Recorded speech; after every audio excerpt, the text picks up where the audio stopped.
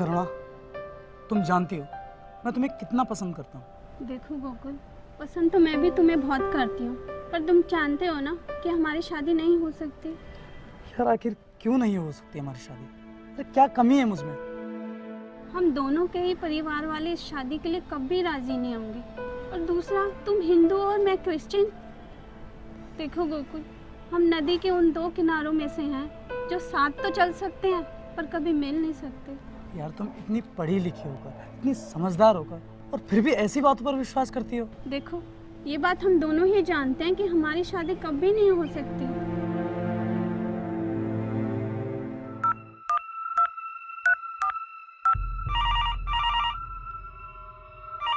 Hello. देखिए, बेंगलुरु से उड़ने वाली 3 फ्लाइट्स में बॉम्ब रखा हुआ है। क्या?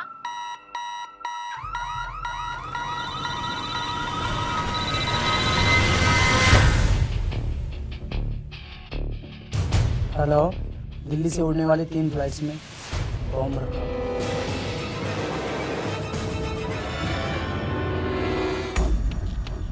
देखो, हम जानते हैं कि तुमने ही दिल्ली और मुंबई एयरपोर्ट्स पे फोन कॉल्स करके बम की अफवाह फैलाई थी। देखो, हमें सीधे तरीके से बता दो, वरना जिस तरीके का हम इस्तेमाल करेंगे वो शायद तुम्हें पसंद नहीं आएगा। सर ये आप क्या बोल रहे हैं, मेरी कुछ समझ में नहीं आ रहा। भला मैं क्यों दिल्ली और बेंगलुरु के एयरपोर्ट पे फोन करूंगा?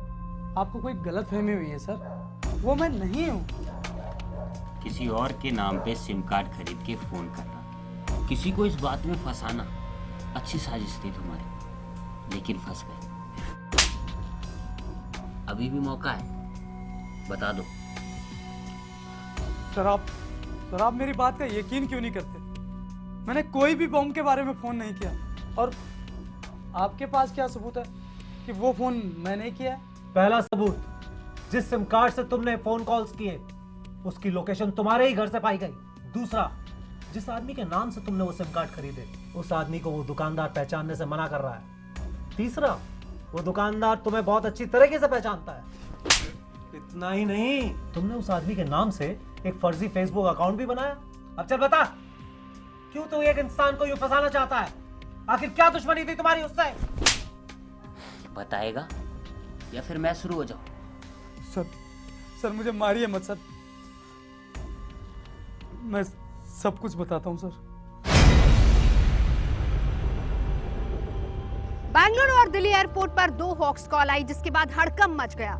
इसके बाद बेंगलुरु पुलिस और दिल्ली पुलिस हरकत में आई और 48 घंटे के अंदर अंदर पुलिस के हाथ उस शख्स तक पहुंच गए जिसने ये हॉक्स कॉल्स की थी। लेकिन तहकीकात के दौरान पुलिस को उस शख्स ने जो कहानी बताई उसे सुनकर पुलिस के भी होश उड़ गए। नमस्कार, मैं हूं नवजोत और आप देख रहे हैं इश्क, अ वायलेंट लव स्टोरी।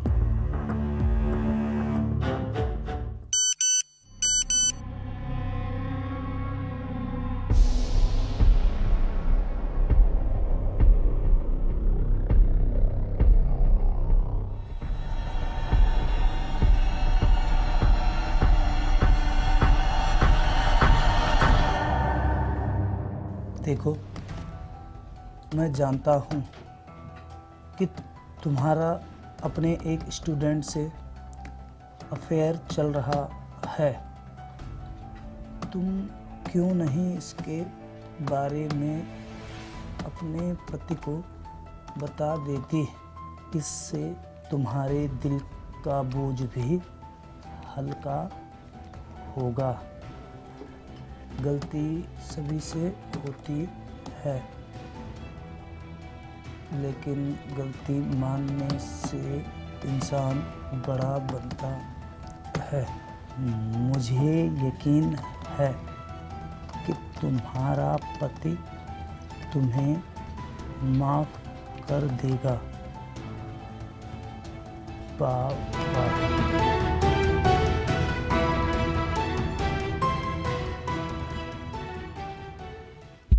गोकुल, मैं तुम्हें कुछ बताना चाहती हूँ। हाँ बताओ। मैं तुम्हें कैसे बताऊँ, मुझे कुछ समझ में नहीं आ रहा। अरे ऐसी क्या बात है जिसके लिए तुम इतना परेशान हो रही हो? Gokul, I am sorry. मेरा एक लड़के के साथ अफेयर चल रहा है। मुझे पता है मेरी गलती है, मैं भटक गई थी। प्लीज़ मुझे माफ़ कर दो।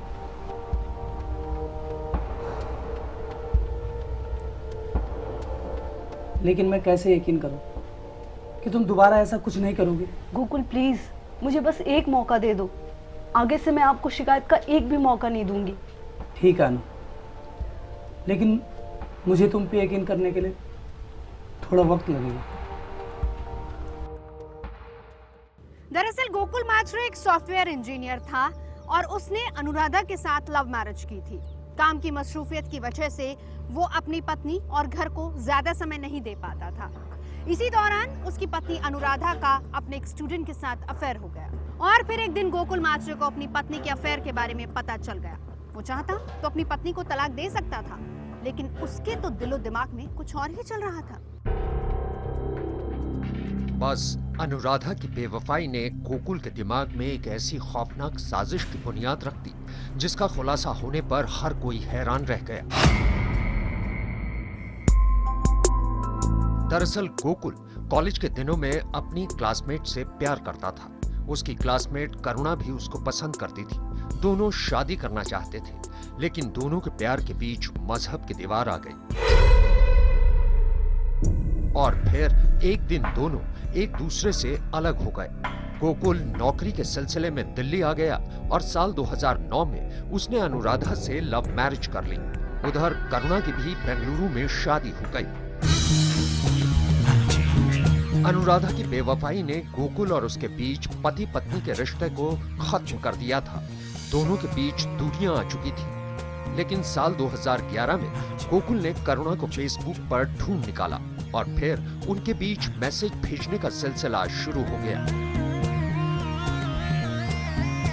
इस बीच अनुराधा ने गोकुल से फिर दोबारा कभी गलती न करने का वादा तो किया था, लेकिन वो इसे निभा नहीं पाई और 3 महीने में ही उसने अपने आशिक से दोबारा मिलना शुरू कर दिया। गोकुल को जब इसके बारे में पता चला तो उसने एक प्लान बनाया। दरअसल गोकुल को पता था कि उसकी पत्नी अनुराधा भगवान में बड़ी आस्था रखती है, इसलिए उसने फेसबुक पर आशा नाम से एक फर्जी अकाउंट बनाया और अनुराधा को मैसेज करने लगा। इसी दौरान साल 2014 में गोकुल दिल्ली से बेंगलुरु शिफ्ट हो गया। यही नहीं, उसने किराए का घर भी वहीं ढूंढा जिस सोसाइटी में करुणा अपने परिवार के साथ रहती थी। उधर गुजरते वक्त के साथ साथ जब अनुराधा को उस नकली फेसबुक अकाउंट पर यकीन हुआ तो गोकुल ने एक दिन अनुराधा से कहा कि वो अपनी और अपने आशिक की न्यूड तस्वीरें इस अकाउंट पर भेजे, क्योंकि इसके बाद उन दोनों को छिपकर मिलने की जरूरत नहीं पड़ेगी। लेकिन क्या अनुराधा ने अपनी और अपने आशिक की न्यूड तस्वीरें उस अकाउंट पर भेजी? इसके लिए करना होगा बस थोड़ा सा इंतजार, क्योंकि वो राज है ब्रेक के उस पार।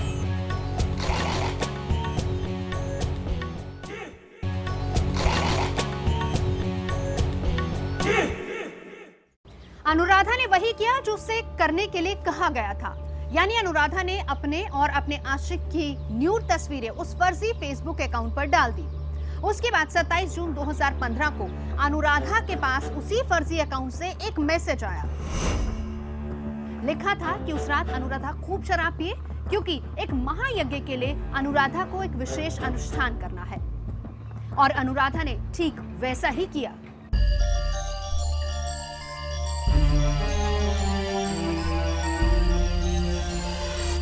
सत्ताईस जून 2015 की रात को अनुराधा ने इतनी शराब पी ली कि वो मदहोश हो गई। जब वो मदहोश हो गई तो कमरे में गोकुल दाखिल हुआ और उसने अपने प्लान के मुताबिक अनुराधा के सर पर एक मूर्ति से 3 बार किए।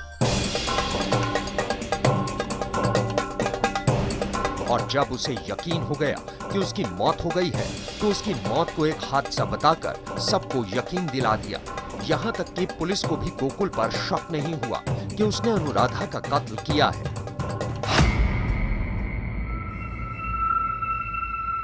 गोकुल अपने प्लान की कामयाबी पर खुश हो रहा था। उसकी जिंदगी से अनुराधा हमेशा हमेशा के लिए जा चुकी थी, लेकिन अभी भी वो अपने असल मकसद को हासिल नहीं कर पाया था जिसके लिए उसने ये पूरी साजिश रची थी। दरअसल गोकुल करुणा को भुला नहीं पाया था और वो उसे किसी भी कीमत पर हासिल करना चाहता था। चूंकि करुणा शादीशुदा थी, लिहाजा उसका पति गोकुल और उसकी साजिश के बीच में सबसे बड़ी रुकावट था। इसलिए जब तक करुणा का पति उसके रास्ते से नहीं हटता तब तक वो करुणा को हासिल नहीं कर सकता था। अब गोकुल ने करुणा के पति को अपने रास्ते से हटाने की साजिश रची। उसे यकीन था कि वो अपनी इस कोशिश में कामयाब होगा और पुलिस को उस पर शक तक नहीं होगा, और इसीलिए उसने प्लान बनाना शुरू कर दिया। उसने करुणा और उसके पति के बीच में दूरियां बनाने की कोशिश की। इतना ही नहीं, उसने करुणा के घर में घुसकर चोरी से उसके पति के तमाम कागजात इकट्ठा किए। उसी की बिना पर उसने 2 सिम कार्ड्स भी खरीदे और उसके बाद एक फर्जी अकाउंट भी बनाया और उसी अकाउंट के जरिए खतरनाक आतंकी संगठन आईएसआईएस को फॉलो करने लगा। दरअसल गोकुल का मकसद ये था कि इस फर्जी फेसबुक पेज की बदौलत करुणा का पति जेल की सलाखों के पीछे होगा। लेकिन जब ऐसा नहीं हुआ तो उसने कुछ ऐसा करने का प्लान बनाया जिसके कामयाब होने के बाद करुणा का पति यकीनन आतंकवाद के केस में हवालात में होता। अपने इस प्लान के तहत गोकुल ने पहले तो दिल्ली के कारोबारी को रंगदारी के लिए कॉल किया। इस कॉल के लिए उसने उस सिम कार्ड का इस्तेमाल किया था जो उसने करुणा के पति के नाम पर खरीदा था। लेकिन जब इससे भी बात नहीं बनी तो इसके बाद गोकुल ने एक और खतरनाक साजिश रची और दिल्ली और बेंगलुरु एयरपोर्ट पर 2 कॉल किए।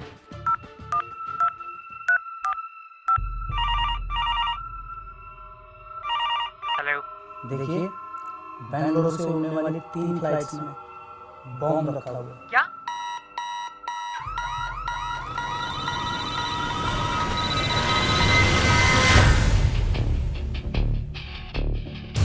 हेलो, दिल्ली से उड़ने वाली 3 फ्लाइट्स में बॉम्ब रखा हुआ है।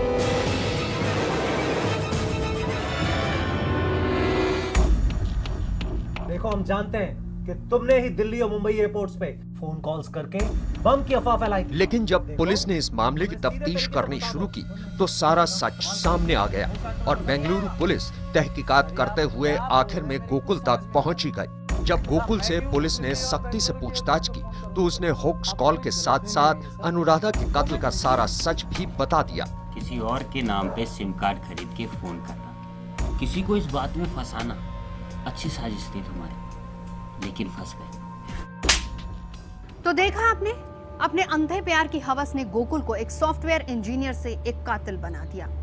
अनुराधा का कत्ल करने के बाद एक बार भले ही वो कानून की गिरफ्त से बच गया हो, लेकिन दूसरी बार वो अपनी साजिश में कामयाब नहीं हो पाया। आपको बता दें कि गोकुल इस वक्त बेंगलुरु जेल में बंद है, जहां उस पर अनुराधा के कत्ल के साथ साथ दिल्ली और बेंगलुरु एयरपोर्ट पर हॉक्स कॉल करने का मुकदमा भी चल रहा है।